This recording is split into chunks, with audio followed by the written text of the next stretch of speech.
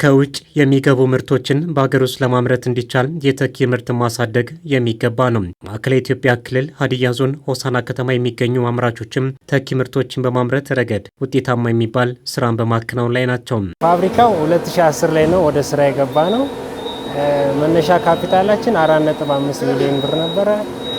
የነበረን በሰዓቱ ሰራተኛ 40 ሰራተኞች ነበር ይዘን የጀመርነው። አሁን ላይ ወደ 150 ሰራተኛ ይዘን እየሰራን እንገኛለን። ሲጀመር 2006 ላይ ነው የተቋቋመው።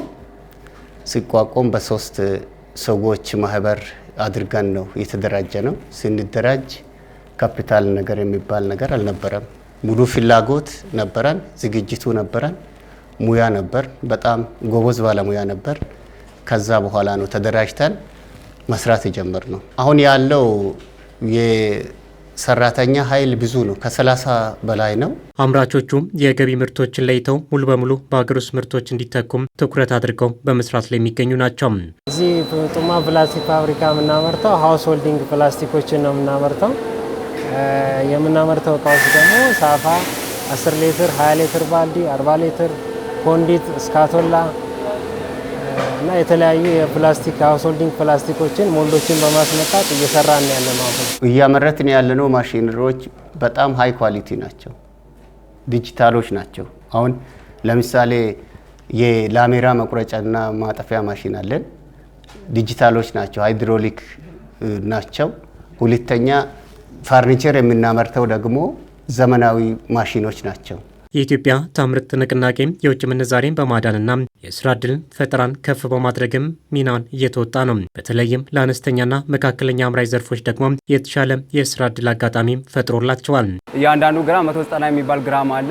ያንን ግራም ኳሊቲ ትክክለኛ የሞልዱ ስታንዳርድ አለ። በዛ ስታንዳርድ መሰረት ሁሉ ነገር ቼክ እያደረግን ነው ለገበያ የምናውለው ማለት ነው። አዲስ አበባ ብዙውን ጊዜ ይጫናል። እዚህም ደግሞ እንደ ሆሳና አራዳ ተጠቃሚ ነው። ሆሳና ሆኖ አራዳ ላይ ይጠቀማሉ።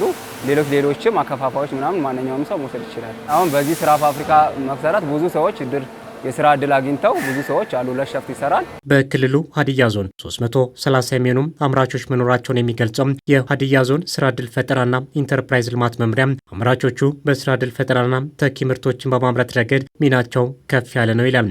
5 ዓመት ሲሞላ ከዚህ ይወጣሉ፣ ወደ ሽግግር ያደርጋሉ ማለት ነው። ካፒታላቸው እየታየ ነው፣ ውስጥም አለ። ለምሳሌ እዛ አነስተኛ ሆኖ ደረጃ አላቸው፣ ጥቃቅን ሆኖም ደረጃ አላቸው። ከዛ እየተረከብን ነው የምንመጣው። ብቁ ሲሆን ወደ አንዱ ደረጃ ይመጣል። ግን በዋናነት ከዚህ ከአነስተኛና መካከለኛ ወደ ኢንቨስትመንት ለማደግ ከፍተኛ ካፒታል ይጠይቃል፣ እስከ 100 ሚሊዮን ይጠይቃል። እና እዛ ደረጃ እንዲደርሱ ነው የምናበረታታው። እኛ የምንችለውን ድጋፍ እናደርጋለን። በተቻለን አቅም ብድር እናመቻቻለን፣ ማሽኖችን እናቀርባለን። አምራቾቹ በበኩላቸውም ለኢትዮጵያ የተኪ ምርቶች ማደግ ሚናቸውን ከፍ የማድረግ እቅድ አላቸው። ይህም እንደ ሀገር እየተገበረ ለሚገኘው የኢትዮጵያ ታምርት ንቅናቄ አጋዥ መሆኑን በመግለጽ ነው።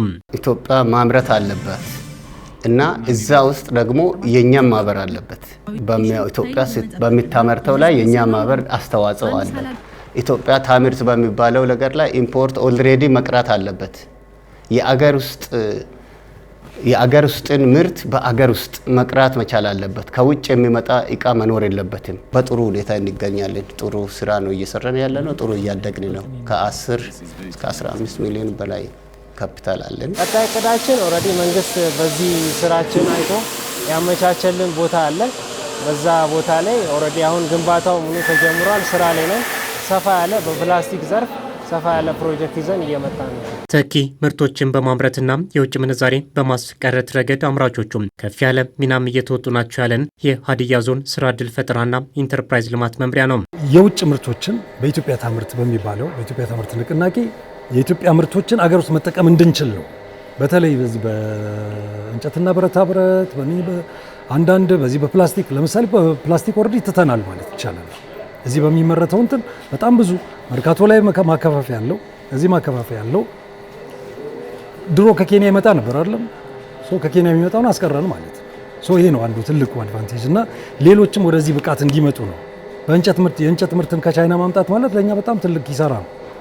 ለዛ ዶላር እያወጣን ነው ማለት ነው። ለመድኃኒት ማውጣት ያለብንን ዶላር ለዛ እያወጣን ነው። በዚህ ደረጃ በብዙ በተለያዩ መልኩ ከውጭ የሚመጡትን ምርቶች በዚህ መልኩ ተከተን እንግዲህ ሀገራችንን አንድ ደረጃ ከፍ እናደርጋለን የሚል ነው። ለዚህ አምራቾችም ወደ ከፍተኛ አምራችነት እንዲሸጋገሩም ድጋፍ እየተደረገ ነው።